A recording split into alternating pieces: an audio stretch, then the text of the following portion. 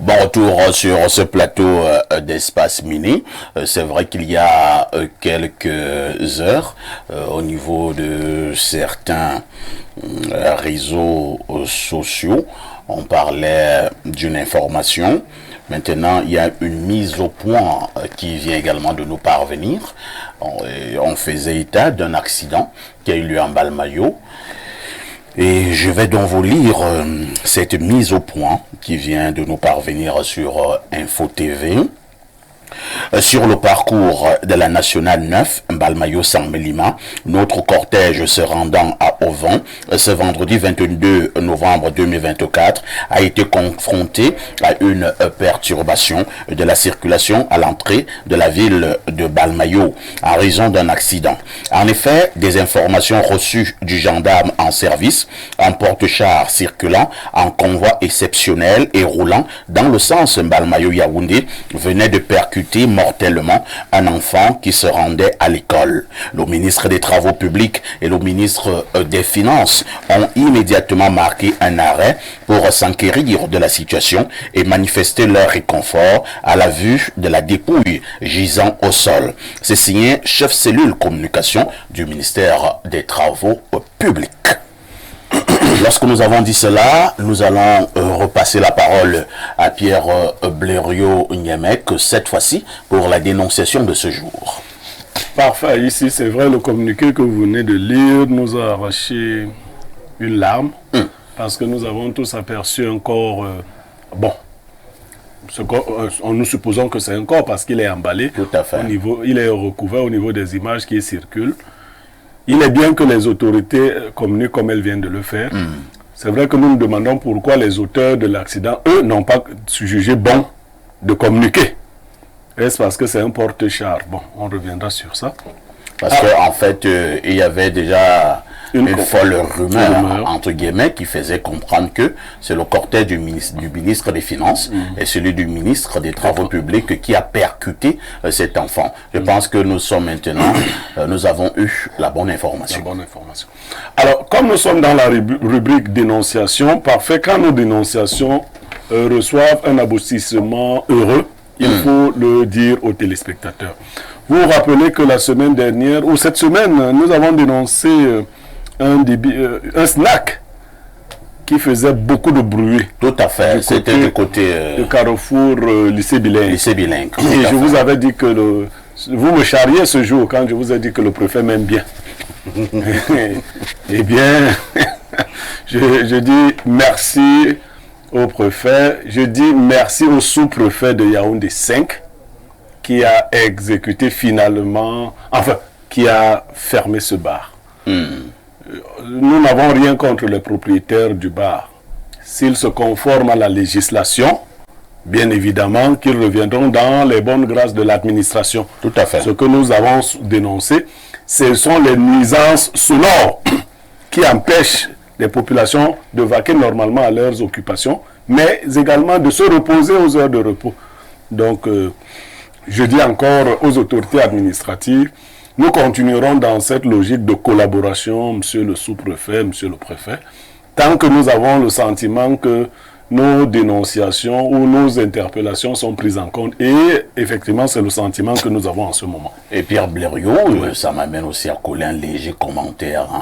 C'est la preuve de ce que certaines autorités administratives, vous soulignez à certaines, ont véritablement les oreilles bien tendues pour écouter les pleurs des populations. Nous l'avons dit, à peine quelques jours, la réaction a été prompte. Non, c'est à féliciter. Les deux autorités, celle-là sur le coup, le préfet du Fundi et le sous-préfet de Yaoundé 5, nous vous présentons toutes nos félicitations. Très bien. À côté de ça, également, une autre dénonciation qui pourrait trouver une suite heureuse. Une maman d'un certain âge m'a fait appeler par son fils ce matin, me disant que le monsieur dont l'instrumentum laboris ne fonctionne plus devrait se rapprocher d'elle. Ah bon? Oui. La maman là, la solution? Oui, elle est du côté de Ngomdiab. Donc je lance...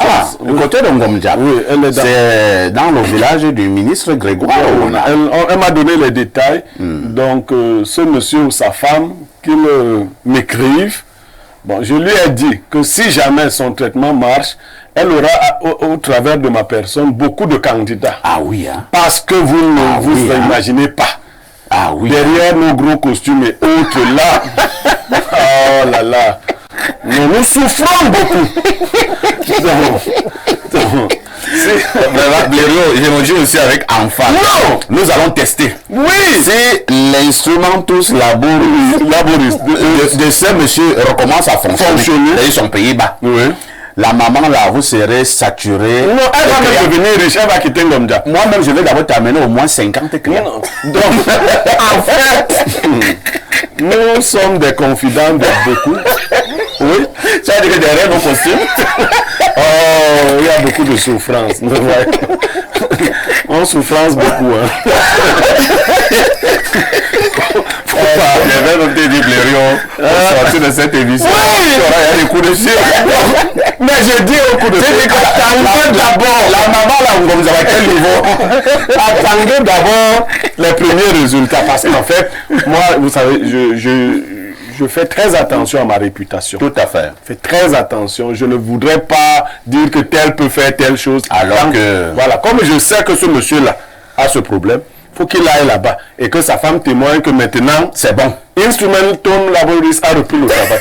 Et si ça a repris, directement, je tombe sur les autres candidats. Tu vas ouvrir un guichet. D'ailleurs, c'est moi-même qui vais faire les consultations avant de vous envoyer. Ok, donc la dénonciation de ce jour, on va la faire très courte. Hein. J'ai rencontré un jeune homme quand j'entrais ici. Ouais. Son métier, c'est qu'il est vendeur d'eau, eau glacée, eau non glacée, du côté de l'université de Soa. Il le fait depuis près d'une dizaine d'années parfois ici. Et grâce à cette vente d'eau, il est en train de se construire une grosse villa. Ah bon? Oui, du côté d'Edea. J'ai apprécié. Malheureusement, pour lui, comme le travail devenait harassant, il s'est associé les services d'un jeune homme qui devait l'aider quand il pourrait être absent ou attaquer d'autres secteurs. Il est donc allé le week-end dernier à Edea pour surveiller son chantier. Il est rentré hier et il a trouvé que le garçon qui l'aidait a dévalisé la maison. Oh, il est parti surtout avec l'instrument principal de travail, le gros congélateur. Oh là là. Bon, c'est vrai, je lui ai demandé comment il a pu transporter. Bon, peut-être comme on savait qu'ils vivent ensemble et tout le reste, peut-être que les voisins n'ont pas prêté attention. Mais dans les analyses, je veux nous amener dans la dénonciation à prêter attention au déménagement, que ce soit ceux des femmes ou des gens qui habitent avec les autres. Bon, si vous voyez une de mes femmes partir alors que je ne suis pas là, retenez-la d'abord. Surtout s'il y a une voiture dehors et puis quand on a des mettre des choses. Qu'elle ne vous dise pas qu'on a déménagé, on déménage, moi-même je ne suis pas là. Donc, ce genre de déménagement ici, vous êtes avec quelqu'un, il déménage seulement quand vous n'êtes pas là. Ah là là, c'est compliqué. C'est compliqué. Hein. C'est compliqué parce que là, oh là là. Voilà donc un monsieur qui était déjà sur une très bonne trajectoire. C'est vrai aussi qu'il m'a dit qu'il souhaitait qu'on l'aide à avoir un nouveau congélateur. Bon, là, je pense qu'il a frappé à la mauvaise porte. Cet aspect-là, ouais, que je lui ai dit que c'est pas Freeland First Bank. Moi, j'ai dit, quand les gens viennent me poser les demandes, je leur dis, moi, mon métier, c'est de donner conseils. Bon, mais c'est on jamais. Mais pour sortir l'argent, là, moi, je ne suis pas une banque. Non, peut-être il y a des gens comme M. Lomé, Dator, bon, il est sur le plateau, avoir quelque chose. Mais moi, je donne les conseils. Alors, monsieur le maire, on vous passe justement la parole. Hein. Vous avez suivi la dénonciation de Blériot Nyemek. Quel est votre commentaire concernant justement ce jeune homme qui vient d'être abattu presque en plein vol? Je crois que je vais prendre M. Blériot par la fin. Lorsqu'il dit par exemple que ce jeune homme a besoin de notre accompagnement. Lui au moins, il a l'avantage déjà de construire une villa. Une villa. Parce que quand vous construisez une villa, je crois qu'il y a quand même il y a un peu quelque chose que je n'ai pas bien compris dans cette déclaration.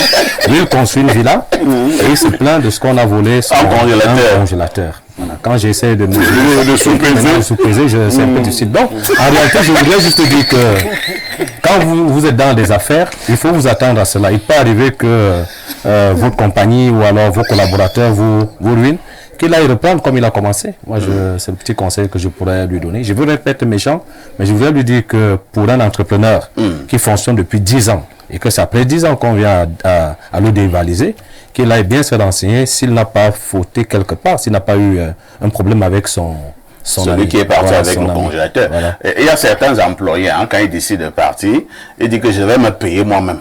Donc, ils regardent, ils disent, qu'est-ce que je peux me prendre dans cette maison? Ils peuvent le retrouver, puisqu'ils sont ensemble. En tout temps, peut-être ils pouvaient nous envoyer une photo, et tout ça. Bon, Jeanne Vendor, monsieur le maire lui-même n'est pas, il n'est pas facile, hein. Il dit que bon, pour un monsieur quand même qui construit une villa, est-ce qu'il a vraiment un problème de congélateur? On met le congélateur et la villa sur la balance. Moi, je pense que si son employé ou son collaborateur peut commettre un acte pareil, certainement le monsieur lui-même n'est pas trop crédible. Il n'est pas trop crédible parce que quelqu'un qui construit déjà une villa, avec la vente d'eau. Avec la vente d'eau, c'est pas crédible. Ah bon? Comment est-ce qu'il fait? Comment est-ce qu'il vend cette eau-là? Est-ce qu'il passe des livraisons? Est-ce qu'il marchande? Est-ce qu'il est ambulant? Là, on pourra se poser des problèmes. Tout ce que je dis n'est pas crédible, c'est quelqu'un qui n'est pas certainement honnête envers son employé. Mon regard n'allait pas dans un autre cadre. Peut-être on n'ira pas vite en besogne. Hein.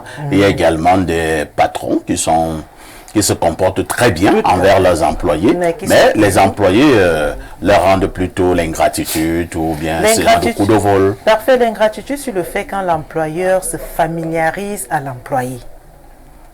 Parce qu'il y a des employeurs qui rient n'importe comment, qui s'amusent avec des employés et cela crée un mépris. Donc sur cette vallée-là, le monsieur en question qui se plaint d'un vol de congélateur pourrait aussi se regarder qu'est-ce qu'il en a fait pour que son collaborateur puisse poser un acte pareil. Et maintenant, dit, comme monsieur le maire l'a si bien cité, il a besoin d'un congélateur, en fait une herbe. Moi c'est pas trop sérieux. C'est pas sérieux. Si déjà il a eu des économies pendant 10 ans, il pourra s'en acheter un congélateur. Pourquoi est-ce qu'il en demande déjà? Mais aussi passer un conseil à ce monsieur pour qu'il fasse aussi attention dorénavant des personnes qu'il recrute. Tout à fait. Oui, parce qu'il faut toujours un test de moralité lorsqu'on recrute quelqu'un. Lui, il est appelé à être un chef d'entreprise, parce que même si vous vendez la tomate, c'est une autre entreprise là-bas. Mais déjà prendre des gens par pitié ou par relation familiale, c'est pas du tout, c'est pas crédible. Ça ne fait pas business, quoi. Parce que quand on est dans le business, il n'y a pas question de famille. Il faut être direct dans ce qu'on fait. Très bien. Donc, je souhaiterais vraiment que celui qui a eu à prendre son congélateur vienne le remettre, parce qu'un bien mal acquis n'en profite jamais. Même s'il va avec ce congélateur, on ne sait jamais, le propriétaire peut se mettre à genoux, il prie, du coup le congélateur ne fonctionne plus. Merci Jeanne Rosine. Rodrigue Adalbert Evina, Blériot a posé un autre problème aussi. Hein? Il y a plusieurs problèmes dans cette dénonciation. C'est le problème des déménagements. Il y a parfois, vous êtes en train de présenter Espace Miné ici. Votre femme est en train de déménager. Elle voit que tu es là. Tu ne peux pas aller à deux endroits à la fois. Sans que vous le sachiez. Et comme les voisins savent que c'est votre épouse. Et qui est en train... Bon, on se dit, ah, c'est sûr que monsieur est ici en train de partir. Alors qu'en fait... la dame est en train de te vider la maison et tu ne vois même plus de traces. Soit elle va au Canada, soit elle va chez... Tu vois un peu. Donc, l'affaire de déménagement, là, les voisins doivent aussi être vigilants. D'accord. Voilà, parfait ici. Mais ce n'est pas facile. Rassurez-vous, je vais répondre. Pourquoi il dira les gens que ça? Je vais répondre à votre question. Oui. Mais permettez-moi de vous féliciter encore. Et encore eu quoi? Vous-même et Blériot, en fait, toute votre équipe, si vous me permettez de revenir sur ce qu'il a dit, par rapport au commandement territorial, le sous-préfet, le préfet, voilà, qui ont rapidement réagi. Tout à fait. Ce sujet-là me permet de faire un clin d'œil à certains confrères qui sont grossièrement prétentieux. C'est-à-dire qui manifestent ce que moi j'appelle des prétentions déplacées, qui estiment que M. Parfait ici et son équipe mettre sur la table des sujets de bas étage. Voilà des sujets moins importants. Le média, le rôle du média, c'est de régler les problèmes de la société. En fait, le média contribue Tout à fait. efficacement à régler les problèmes de la société. C'est un média inutile. Non, Rodrigue, vous avez des confrères qui disent ça? Oui, il y en a qui le disent. Non, mais je l'ai suivi. Monsieur Lazare, vous l'avez dit sur ça. Non, vous avez des confrères qui disent ça? Non, ce ne sont pas des confrères, ce sont des confrères. Des confrères, voilà. On ne met pas en trait d'union confrères. Oh ben, et là, média, il se trouve où? Laissez-moi finir avec Le média se trouve où? Mais si tu trouves quelqu'un en train de danser, tout le monde applaudit. Tu dis, en ne fait, fais pas danser. on laisse espace miné comme ça. Voici le concepteur de l'émission Espace. Ça ne va même pas changer. Quand quelqu'un met son concept sur pied, il met ses rubriques. C'est qu'il sait l'objectif qu'il recherche derrière le concept. Rodrigue, vous ne pouvez pas imaginer le nombre de personnes que nous avons aider à travers cette rubrique, la dénonciation. Vous ne pouvez pas imaginer. C'est le commandement territorial qui a réagi. Nous ne voulons pas nous jeter des fleurs. Nous devons même nous jeter... Non, enfin, c'est Rodrigue qui a ouvert ça. Vous savez, le problème de vos confrères, c'est qu'en vérité, ils n'ont plus aucune crédibilité. Et ils se demandent comment une émission qui semble parler des choses vulgaires a autant de crédibilité. Et ils ont créé quel concept? Non, ils ont même créé des concepts. Sauf que si vous faites dans la dénonciation et vous devenez un arnaqueur, c'est fini. Vous voyez, vous prenez de l'argent aux gens. Comme certains l'ont été. Ils l'ont été. Aujourd'hui, c'est notre heure. Si nous nous amusons, oui, c'est notre heure. Oui, c'est moi, c'est notre heure maintenant. Quelqu'un d'autre n'a pas son heure maintenant. C'est donc notre heure. Nous devons tout faire pour garder la crédibilité. Bien quand un préfet, tous un préfet vous écrit, parce que ça, pour dire rassurez-vous, nous suivons, mais l'administration prend un certain... Lui, il a fait ça en quelques jours et il me dit que l'administration prend un certain temps. Moi, j'ai trouvé que ça a été très rapide. Oui. Alors, le temps de recouper, ça veut dire que vous avez encore, comme ces gens ont l'information, dès que tu commences à prendre de l'argent dans les bars, parce que le monsieur du bar, j'aurais pu aller le contacter, non? Pour dire que les gens ont dénoncé ici, si tu me donnes 500 000, je ne parle pas de ça. Vos confrères là, c'est comme ça qu'ils faisaient ces conneries, et aujourd'hui n'ont plus aucune crédibilité. Maintenant, toutes les femmes nous aiment et ça les énerve. Donc, il laisse espace miné comme ça. Espace miné est bien ainsi. Donc, félicitations à Parfait ici. Très bien. Et toute son équipe. Mais maintenant, très rapidement, pour des hommes sexuellement inutiles, je voudrais dire que notre génération est globalement malade. Là, mais l'expression est forte. Hein. Non, vous avez parlé... Sexuellement inutile. Vous avez parlé des instruments qui ne se lèvent pas, non? Oui, donc qu'est-ce que ça veut dire? Quand tu dis que les hommes sexuellement inutiles, c'est choquant, hein? Ils sont des animaux, là. Mais attendez, si quelqu'un n'est plus au service de madame... il est inutile. Bon, il sert à quoi? Mais il peut puiser de l'eau à la maison, il peut laver les enfants, c'est une utilité. Donc, moi je voudrais dire que notre génération, on ne prend pas assez soin de nous-mêmes. Ouais. Il y a des gens, mais quelqu'un transporte des tonnes de glaire dans les reins et il veut être performant comment? Alors que tous les instruments, bon, c'est vrai qu'il y a plusieurs formes d'impuissance sexuelle. Ouais. Il y a même le caractère mystique. Oui. On vous lance, peut-être vous avez touché la femme autrui. Voilà, et on décide de faire tomber cette affaire-là à vie. Donc il y a des gens qui sont habités par l'autre là. Bon, il y a des gens qui ont des problèmes de santé. Surtout qu'il y a beaucoup, je vais dire bonjour à Bléreux, certains hommes bassacs sont comme ça. Hein. C'est-à-dire que le gars, son Koyomura, il va la toucher, donc sa femme brûle. C'est-à-dire que c'est la dernière fois que tu as fait l'amour à une femme. Dès que tu parles de la femme, il y a certains bassats. Bien sûr, le va peut-être me conclure tout là. Il dit qu'ils ne savent pas ce qu'ils font sur la femme. Dès que tu touches sa femme, tu as touché à la femme pour la dernière fois de ta vie. Et c'est terminé. Et c'est terminé. Donc pour le cas là, je ne sais pas si la maman d'un gomme peut régler ça. Donc, il y a des gens... Maintenant, pour ce genre de cas, oui, d'autres règles aussi. Là, c'est d'autres règles. Là, c'est mystique. Bien entendu. Donc, beaucoup d'hommes, c'est pas choquant, beaucoup d'hommes sont effectivement inutiles au plan sexuel, ça va rien du tout. Quand tu dis inutile, donc, et c'est pour ça que... Il peut même t'aider s'il y a braquage à la maison. C'est peut-être pour ça que Balthazar a gagné du terrain. Voilà, parce que beaucoup n'étaient pas utiles. Venons à la dénonciation. Bon, pour revenir à la dénonciation, très rapidement, je voudrais dire que beaucoup de personnes ont été pillées comme ça. Voilà, beaucoup de personnes ont été ainsi abusées, souvent dans les foyers. Parfois il y a des guerres froides. Le courant ne passe pas, des partenaires qui ne se parlent pas de manière sincère, de manière ouverte, des partenaires qui se braquent. Effectivement, vous pouvez être là avec une femme qui vous a quitté depuis 3 mois. C'est-à-dire que vous dormez avec elle, c'est avec son corps. Mais son corps est ailleurs depuis, elle a tout un foyer ailleurs depuis. Il n'attend que l'occasion de matérialiser la rupture. Et pendant que vous êtes très éloquent à espace limité, c'est quand même 2 heures de temps. Ouais, donc c'est pas un autre exemple, non. Il ne faut pas me montrer, ça s'arrête. Il y a des camions libres à l'Omnisport là-bas. Voilà, donc du côté de l'Omnisport, elle dépêche un camion. Et vous savez qu'entre 10h et 11h, il n'y a pas trop d'embouteillage. Voilà, donc le camion va circuler avec une très grande facilité. Et madame emporte soigneusement tout et le plus rapidement possible. C'est aussi difficile pour les voisins d'intervenir. Parce que les voisins savent que c'est votre femme. Vous avez toujours été ensemble. Elle va nous donner l'information selon laquelle vous êtes en train de déménager. Bon, les voisins qui savent que c'est votre femme, parfait, ici, n'ont pas de raison d'émettre des doutes et des réserves tout de suite. Monsieur le maire se posait cette question quand je faisais appel à la vigilance des voisins. Il me dit, ben, il doit faire quoi?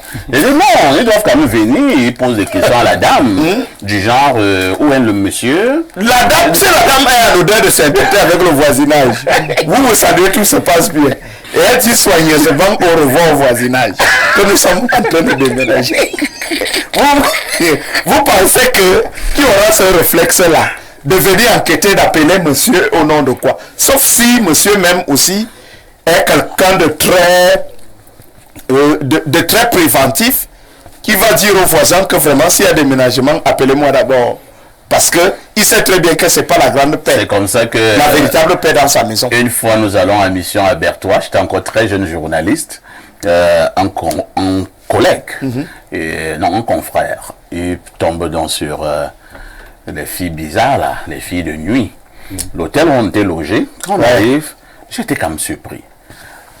On arrive dans nos chambres, j'entre dans ma chambre, il entre dans sa chambre avec cette dame, entre guillemets. Et il me dit, non, je dois régler un truc à la réception. Je dis, quoi? Il me dit, je dois aller laisser une consigne. Je dis, laquelle? Il me dit, comme je suis sûr qu'il va m'endormir, parce qu'on a bu, je vais dire à la réception que si la fille avec qui je suis entré là sort et qu'elle n'est pas avec moi, qu'on la laisse pas sortir. Et on est descendu, il allait dire à la réception, et effectivement, la fille l'a fait. Donc la fille a pris tout ce qu'il avait dans ses poches, nos petits frais de mission à l'époque, c'était dans les 150 000. Et la fille avait à tout pris. Et comme la fille voulait justement sortir, la réception a dit non, s'il vous plaît madame, vous êtes entrée ici avec un monsieur, il est où? Non, quand il dort, non, vous allez patienter. Attendez un peu. Attendez un peu. La dame commence à... Elle dit non, vous allez... Non, mais là, je suis libre de sortir. Non, attendez d'abord. Effectivement, quand on va réveiller le monsieur qui était dans un coma éthylique, le monsieur se rend effectivement compte que tout son argent était parti, mais la fille était retenue à la réception. Voilà. Et maintenant, on va donc demander à la fille de se fouiller elle-même. Non, c'était la honte. Et votre collègue, il était un homme marié. Voilà.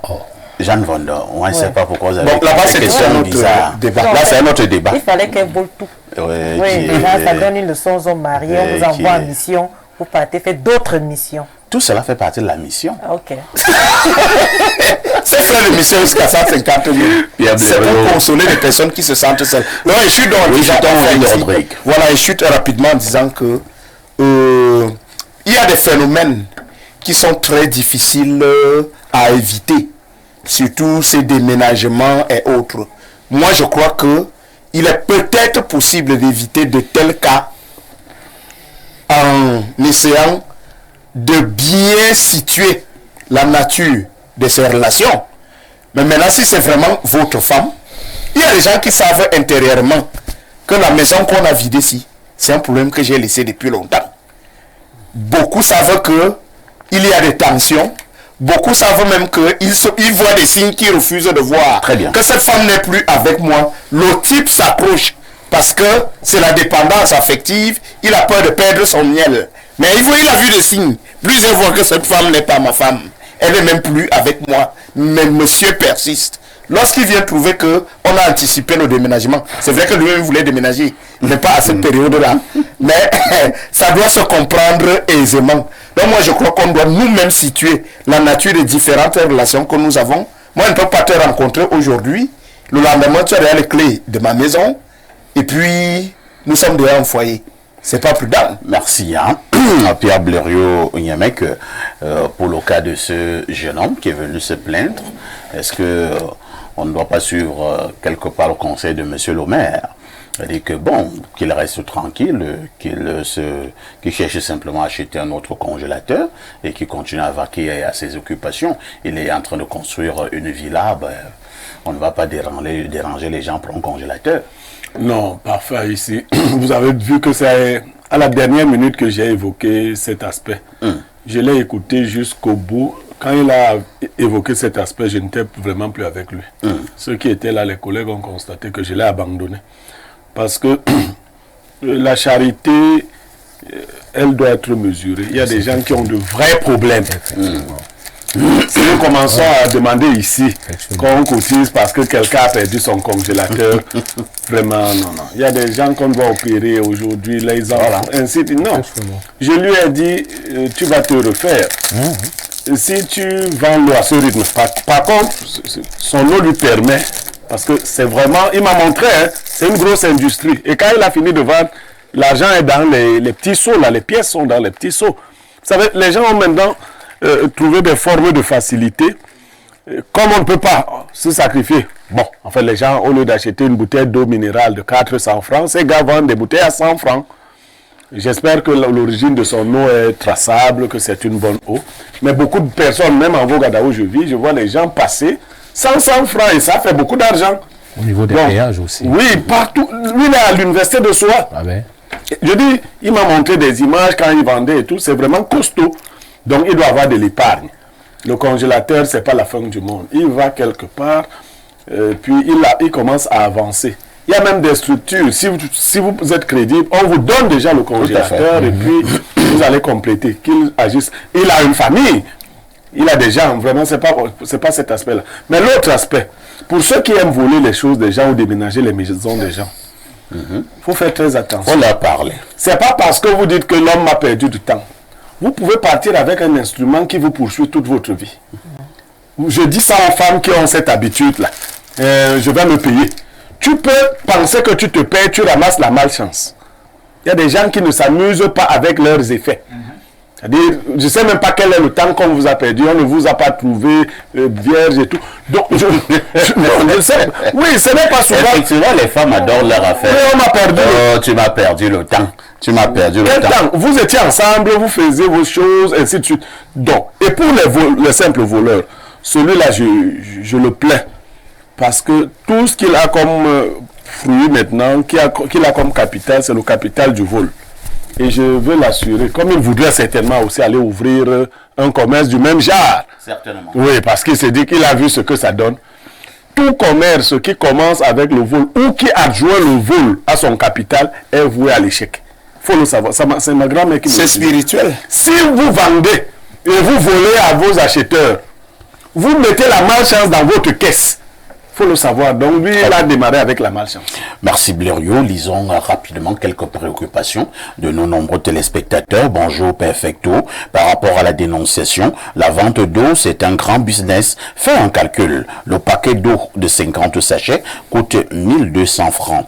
En lot détaillant, on est à 2500 francs. Il peut vendre 5 paquets par jour, dont il a 1300 francs x 5. Ça donne 6500 francs par jour, dont en 30 jours, ça donnera 195 000 francs. Ce monsieur n'a pas à demander de l'aide et qu'il arrête ses travaux et va acheter un congélateur de 200 000 francs. Autre message ce jour. Bonjour le sac de modérateur. et à votre riche panel concernant la dénonciation. Parfait, j'habite une cité. La semaine dernière, mon voisin du studio de gauche s'élève un matin avec un camion, commence à déménager avec 4 mois d'arriéré. Il profite donc de l'absence du bailleur pour partir avec ses choses et nous, on ne savait pas qu'il devait au bailleur. Ces derniers étaient vraiment choqués et je précise que c'est 60 000 le mois. C'est Oumaté depuis le Carrefour Tam Tam. 240 000. Alors, allons du côté de la France, le plus 33, que dit le téléspectateur de la France. Bonjour à toute l'équipe, je vous félicite de toute mon énergie pour ce merveilleux concept. La crédibilité de votre émission présente clairement celle de vos actes dans vos vies. Les téléspectateurs n'en doutent point. Que Dieu vous bénisse. Et à nous de dire Amen. Pour le problème sur le déménagement, je propose que chaque voisin intègre le groupe WhatsApp des voisins et que des actes de déménagement soient publiés par le voisin qui le verra. Je pense que ça pourra aider, car la personne qui voudra faire un déménagement clandestin saura que ça pourra se voir dans le groupe des voisins, dont ne le fera plus. Le monsieur va puiser dans son épargne ou son fonds d'amortissement pour acheter un autre congélateur. Merci, c'est coach Hervé. Autre message ce matin, je lis comme c'est écrit, hein. Perfecto. Je dis, hein, dans sa maison là, il n'y avait que le congélateur. Donc ce n'est que le congélateur qu'on a pris. Ok, je crois que ce congélateur était pour ce monsieur, ce qu'était la lampe du génie pour Aladdin. Mais le congélateur est justement la pièce maîtresse, puisqu'il vend de l'eau. Autre message. Bonjour, parfait et ton panel. Franchement, nous ne sommes pas du domaine brassicole. Cependant, de mauvaises langues pensent que ce monopole viserait autre chose. Par exemple, l'utilisation de certains produits qui rendraient stérile la population camerounaise. Vivement que la Nord et toute... Vivement que la Nord et toute l'agence de contrôle de qualité dans ce domaine fasse de temps en temps des descentes et des prélèvements. Notez bien, nous parlons au conditionnel. Bon, moi-même j'ai parfois suivi des choses comme ça, mais je suis très mal placé pour confirmer, bien pour infirmer. Il nous a donné une voix, vraiment, que la Nord travaille, parce que si c'est le cas... Que la Nord fasse son travail. Si c'est le cas, ça c'est la 3e guerre mondiale. Ouais. Je pense que c'est une dame qui est maintenant DG du côté de la Nord, après le décès du DG Charles Botoangon, Sa Majesté. Bonjour parfait et à tout ton panel. Je connais également une maman qui gère également les problèmes de l'instrumentum laboris en Balmayo. Mais la condition, c'est qu'après le traitement, tu testes sur elle pour s'assurer que le traitement a donné avec un succès éclatant. C'est Yann de Balmayo. En tout cas, si moi je dois retrouver les bienfaits de cette affaire, où est le problème? Tu es sûr que tu connais la maman là en question? Comment? Ça fait une bizarrerie, hein? Si c'est pour retrouver... Attends, peut-être parce que... Vous parlez même de quoi? Si on vous dit que vous êtes à mort là-bas, et on vous dit que bon, c'est la vieille maman là qui a plus de 70 ans. C'est pas ça l'âge. C'est un junju, ça peut être l'âge. Mon frère, tu dois braver le junju là. Eh, monsieur le maire, on ne brave pas le junju là. Bon, c'est vrai qu'il y a des limites aussi. Des limites. Il faut éviter. Avec ce genre de choses. Oui, parce qu'il y a des contraintes qu'il ne faut pas accepter à tout prix. Hein. Juste parce que vous voulez redevenir homme, vous savez pas. Donc vous préférez non seulement regarder les femmes avec les yeux. Non, il faut me soigner. Vous pouvez me soigner, mais pas tester. Dans tout traitement, il y a par moment... Vous savez, beaucoup de nos sœurs... C'est la posologie. Beaucoup de nos sœurs ont souvent subi cela et sont allées en mariage chez des marabouts. Ils sont nombreuses comme ça qui sont tombées finalement amoureuses, pas amoureuses d'envoûtées, pas des marabouts. Et beaucoup de faux marabouts ont promis de faire quoi aux femmes et les ont touchés pour rien. Pour rien, voilà. Et que ton mari... Pourquoi ne donne pas le produit là à ton mari pour vous savez, moi je suis d'une autre religion, par exemple. Moi, je suis chrétien, catholique confirmé. Ouais. Voilà. Bon, moi, je pense que si j'ai pu faire des enfants et qu'à un moment, peut-être mon instrument ne fonctionne plus, je vais remettre ça entre les mains de Dieu si la médecine ne peut pas le faire. Et tu vas regarder ta femme comment? Il n'y a pas de problème. Est-ce que nous sommes... Moi, je ne suis pas parenté à ma femme. Nous ne sommes pas parentés. Nous nous sommes rencontrés. Oui. Nous nous sommes rencontrés pour... Nous nous sommes rencontrés. Et puis, vous savez, le mariage, c'est un contrat. Vous voyez? C'est un contrat. J'aime souvent le dire quand je célèbre le mariage. C'est un contrat. Nous nous sommes mis ensemble parce que. Mais après, si ça ne donne pas, elle est libre. Si elle ne peut pas me supporter dans ma condition, elle est libre de partir. Je ne vais pas aller me jeter dans la mer parce que automatiquement, il faut... Non. Si la médecine moderne ou même peut-être traditionnel n'a pas pu, je n'irai pas dans les affaires des gris-gris où il faut essayer sur X ou bien sur Y. Non. Si c'est les Corses, puisque voilà, on aime bien parler que nous sommes des Africains, tout le reste, c'est les Corses et les Alpes où je peux. Mais si c'est qu'il faut parler des choses mystiques où il faut essayer chez toi, ben, son sexe est différent du sexe des autres femmes en quoi. Voilà, donc moi, je peux pas c'est là-bas qu'on finalise le traitement et on blinde le traitement. Si quelqu'un ne peut plus te faire ce genre de choses, Faites vous-même argumenter. si c'est spirituel, la seule spiritualité pour laquelle je peux... Et tu regardes comme ça, tu as à peine 50 ans, ton compte bancaire est fourni, et tu as déjà tout ça, tu vois. L'être humain s'adapte à tout. Hein. Même à l'autre là aussi. L'être humain s'adapte à tout. Ton problème est sérieux. Alors, monsieur Parfait, vous faites l'amour à une femme parce que vous en avez envie, non? Oui. Alors, ça passe par le cerveau, et puis ça descend par là. Alors, si le cerveau ne fonctionne plus là, et que ça n'arrive plus en bas, vous n'allez pas toujours faire des choses pour vouloir plaire à la société. Comme ces hommes qui ont des problèmes parce qu'ils ne parviennent pas à faire 5 heures ou 6 heures de temps sur une femme. Non, c'est chacun qui gère son bien-être. Si ce n'est pas pris dans mon cerveau, si ça ne déclenche pas, ben ça va. Ça va. Si ma femme ne peut pas supporter, ben, nous ne sommes pas liés pour... elle a son nom. Mais elle vous écoute, hein, monsieur. Non, elle m'écoute. Est-ce qu'elle ignore ce que je pense? Elle sait ce que je pense. Donc, clairement, on ne peut pas faire vous commencez seulement à garder cette affaire pour faire pipi. À la base, c'était même pour faire pipi. C'était pas pour faire des spectacles et tout le reste.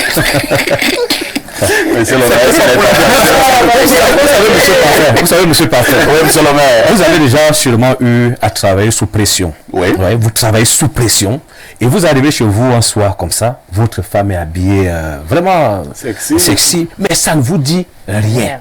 Vous comprenez? Donc en réalité, c'est des choses qu'il faut manager. Il faut manager dans le couple. Si ça ne fonctionne pas, ça ne fonctionne plus. Si ça ne fonctionne pas, ça ne fonctionne plus. Voilà. Vous remettez votre vie à Dieu. C'est tout. À tout de suite pour la suite.